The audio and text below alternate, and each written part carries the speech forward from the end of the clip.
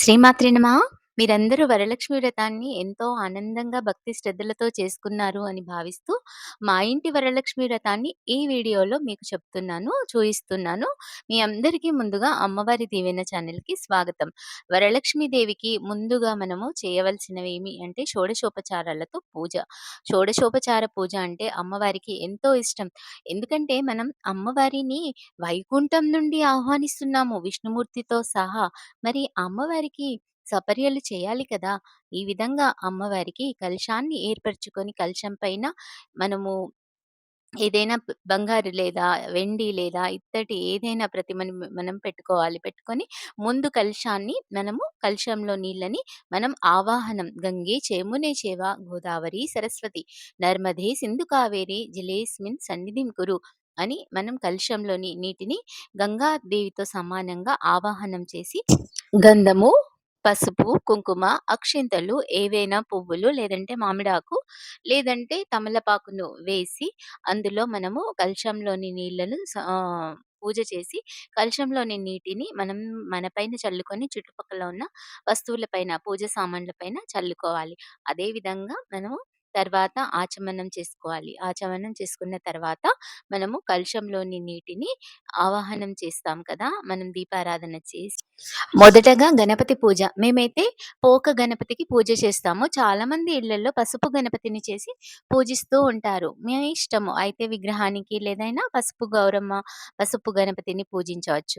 అయితే మేము గణపతి పూజ చేసిన తర్వాత గౌరీ పూజ. పసుపుతో గౌరీదేవిని తయారు చేసి ఒకటేమో తల్లి గౌరమ్మ, పిల్ల గౌరమ్మ అని 2 గౌరమ్మలని పెట్టుకొని పూజిస్తాము. పసుపు గౌరమ్మకి మరియు గణపతికి ఈ రెండింటికి కూడా షోడశోపచార పూజ అంటే అభిషేకము, పంచామృత అభిషేకము, తర్వాత అర్చన, పువ్వు, ధూపము, దీపము, నైవేద్యము, హారతి ఇవన్నీ చూయించాలి. ఇవన్నీ చూయించిన తర్వాత మనం విష్ణుమూర్తి, లక్ష్మీదేవికి అభిషేకం చేయాలి. అభిషేకానికి మనం ఏమేం వాడాలి అంటే పాలు, పెరుగు, నెయ్యి, తేనె, చక్కెర ఈ 5 వస్తువులని మనం పంచామృతం అంటారు. ఈ పంచామృతాన్ని ఒకటిగా సెపరేట్‌గా పెట్టుకోవచ్చు. లేదంటే ఒకే పాత్రలో ఇవి 5 కూడా వస్తువులు వేసి మనం పంచామృతాన్ని రెడీ చేసుకొని, మనం శుద్ధోదక స్నానాన్ని కలశంలోని నీటితో చేయించాలి. పంచామృత స్నానాన్ని మనం పంచామృతం రెడీ చేసుకున్న నీటితో చేయించాలి.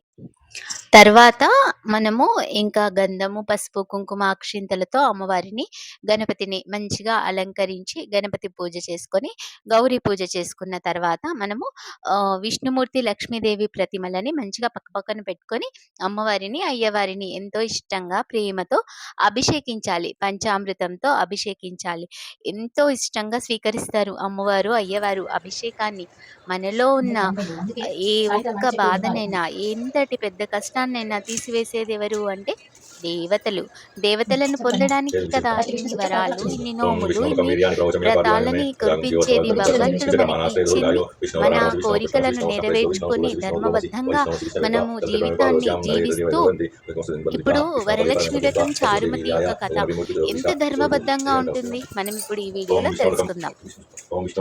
శివుడు పార్వతీదేవికి చెప్పిన చారుమతి కథ.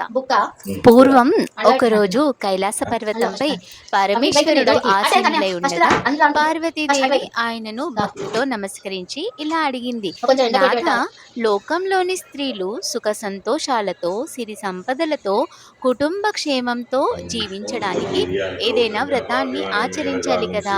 ఆ వ్రతం యొక్క మహిమను నాకు వివరంగా చెప్పండి స్వామి అని అడుగుతుంది. అప్పుడు పరమేశ్వరుడు చిరునవ్వుతో పార్వతీదేవితో ఇలా అన్నాడు, దేవి, నీవు అడిగిన వ్రతం వరలక్ష్మి వ్రతం. ఈ వ్రతాన్ని భక్తి శ్రద్ధలతో ఆచరించిన వారికి శ్రీ మహాలక్ష్మీదేవి కటాక్షం లభిస్తుంది. ఇప్పుడు ఈ వ్రత మహిమను తెలియజేసే చారుమతి కథను నీకు చెప్తాను, శ్రద్ధగా విను అంటాడు పరమేశ్వరుడు. పూర్వం మగధ దేశంలో కుండిన అనే ఒక పట్టణం ఉండేది. ఆ పట్టణంలో చారుమతి అనే గుణవంతురాలైన స్త్రీ నివసించేది. చారుమతి ఎంతో భక్తి శ్రద్ధలు కలిగిన స్త్రీ.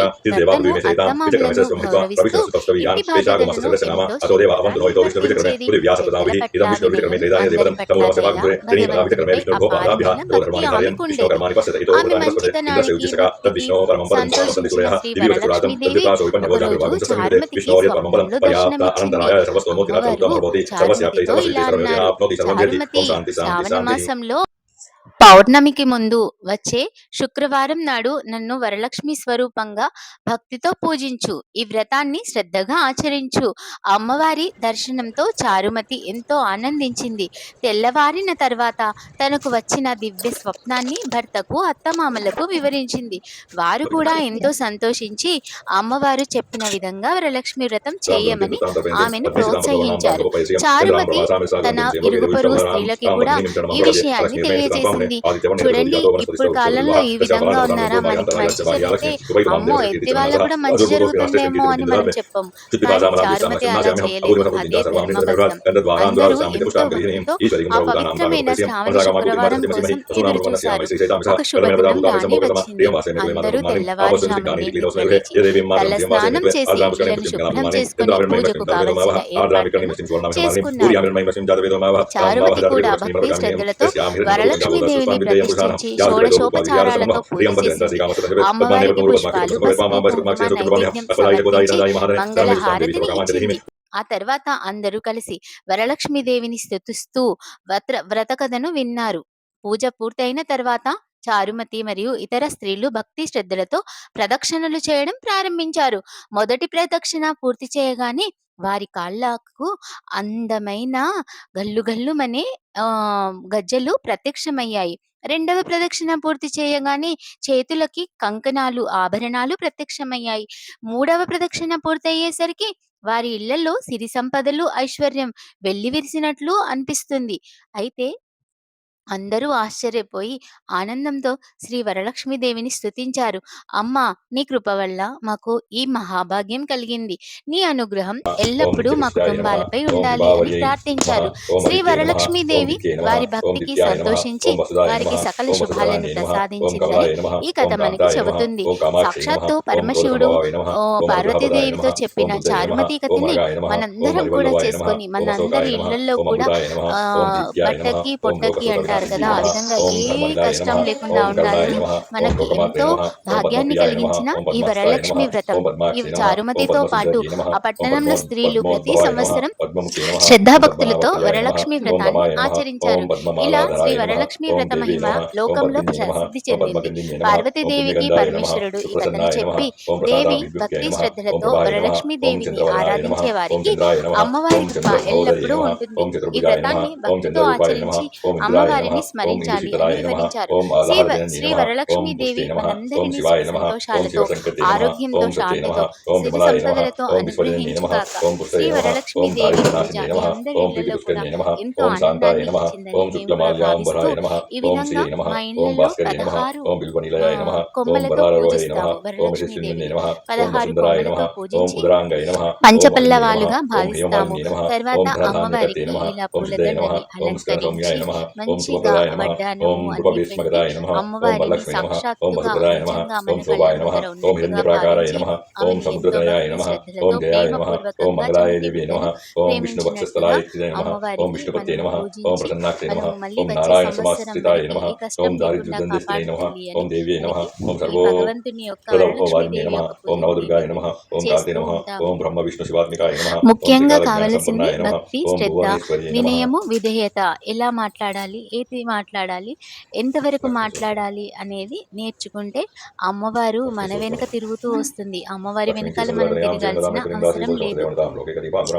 9 జ్యోతులతో మనము నేతితో, ఆవు నేతితో పూర్ణం 9 జ్యోతులను చేసుకొని అందులో ఆవు నేతి వేసి పువ్వు వత్తులని 9 వేసి అమ్మవారికి నైవేద్యం ఇవ్వాలి. ఇది అమ్మవారు ఎంతో ఇష్టంగా స్వీకరిస్తుంది. అదేవిధంగా 9 రకాల నైవేద్యాలు, పిండి వంటలతో కూడిన పరమాన్నము, పప్పు అన్నము, కూరలు, పులిహోర, ఈ విధంగా 9 రకాల మనము వంటలతో అమ్మవారికి ఆహ్, నైవేద్యాన్ని నివేదించాలి. ఆ తర్వాత మనము ఈ విధంగా 16 కొమ్మలతో, 16 రకాల పువ్వులతో అమ్మవారిని పూజించాలి. మహానైవేద్యము, మహాపూజ ఇలా చేసుకున్నట్లయితే అమ్మవారు ఎంతో సంతోషిస్తుంది. భక్షాలు, వడలు, పులిహోర, అన్నము, పరమాన్నము, పాయసము, ముద్దపప్పు, చారు ఈ విధంగా అన్నింటిని వేసి మనము అమ్మవారికి నివేదించాలి. నివేదించిన తర్వాత అమ్మవారికి పంచోపచారాలు చేయాలి. చేతులు, కాళ్ళు, మొఖము అన్నీ కడుక్కొని అమ్మవారు ఇంకా మంచిగా మళ్ళీ ఆసీనురాలు కావాలి. ఎందుకంటే మన హారతిని తీసుకోవాలి కదా! అమ్మవారు నైవేద్యాన్ని స్వీకరించిన తర్వాత అమ్మవారు హారతిని స్వీకరిస్తుంది.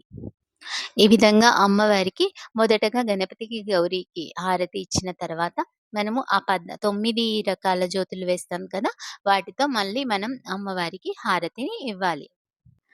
ఎట్లా నిన్నెత్తుకొందునమ్మ వరలక్ష్మి తల్లి ఎట్లా నిన్నెత్తుకొందుమమ్మ ఎట్లా నిన్నెత్తుకొందు ఆట్లాడే బాలవు నీవు అట్లా రమ్మనుచో పిలిచి కోట్లాదనమిచ్చే తల్లి ఎట్లా నిన్నెత్తుకొందుమమ్మ పసిబాలవైతే ఎత్తుకొందు వరలక్ష్మి తల్లి పసిడి బుగ్గల పాలవెల్లి పసిబాలవైతే ఎత్తుకుందు వరలక్ష్మి తల్లి పసిడి బుగ్గల పాలవెల్లి పువ్వులు పండ్లు తోరణములతో పాలవెల్లి కట్టిన వేదికపై కలహంస నడకలతోని గల్లు గల్లు మన నడిచే తల్లి ఎట్లా నిన్నెత్తుకొందుమమ్మ వరలక్ష్మి తల్లి ఎట్లా నిన్నెత్తుకొందుమమ్మ ఈ విధంగా మంచిగా అమ్మవారికి హారతి ఇచ్చి మనము తోర పూజ చేస్తాం కదా! కథ చదువుకొని తోర పూజ చేసి తోరాన్ని మన భర్తతో కట్టించుకొని భర్త ఒకవేళ ఆఫీస్‌కి కానీ, బయటికి కానీ వెళ్ళినట్లయితే ముత్తైదువుతో కట్టించుకోవాలి తోరాన్ని. తోరానికి కూడా మంచిగా 5 పోగులు వేసి, పసుపు రాసి 9 మనము ముడులను వెయ్యాలి. అమ్మవారిలాగా భావించి 9 సంఖ్య అనేది ఎంతో ప్రీతిపాత్రమైనది. నవ సంఖ్య అనేది అమ్మవారి మణిద్వీపంలో కూడా ఉంటుంది కదా! 9 సార్లు మణిద్వీప వర్ణన చదువుకోవాలి అని. అట్లా అమ్మవారికి 9 అంటే ఎంతో ఇష్టం. అందుకే 9 జ్యోతులు, 9 వాయనాలు, 9 తోరంలో 9 ముడులు ఇట్లా అన్నీ వేసుకున్న తర్వాత మనము ఈ విధంగా భర్తతో మనము ఆ తోరాన్ని కట్టించుకున్నట్లయితే కుడి చేతికి కట్టించుకోవాలి. మనము దక్షిణ హస్తము లేదంటే ముత్తైదులు కట్టేదుంటే ఎడమ వైపుకి కట్టించుకోవాలి.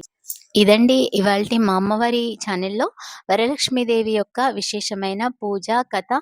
మీకు ఈ వీడియో నచ్చినట్లయితే ప్లీజ్ లైక్ చేయండి, షేర్ చేయండి, కామెంట్ చేయండి. ఇలాంటి మరిన్ని వీడియోస్ కోసం మా ఛానెల్‌ని వెంటనే సబ్స్క్రైబ్ చేసుకోండి. బెల్ ఐకాన్‌ని క్లిక్ చేయడం వల్ల నోటిఫికేషన్స్ ద్వారా మా వీడియోస్ మీ వరకు చేరుకుంటాయి. లోకా సమస్త సుఖినో భవంతు. జై శ్రీరామ్. ఓం మహాలక్ష్మీ దేవియే నమః.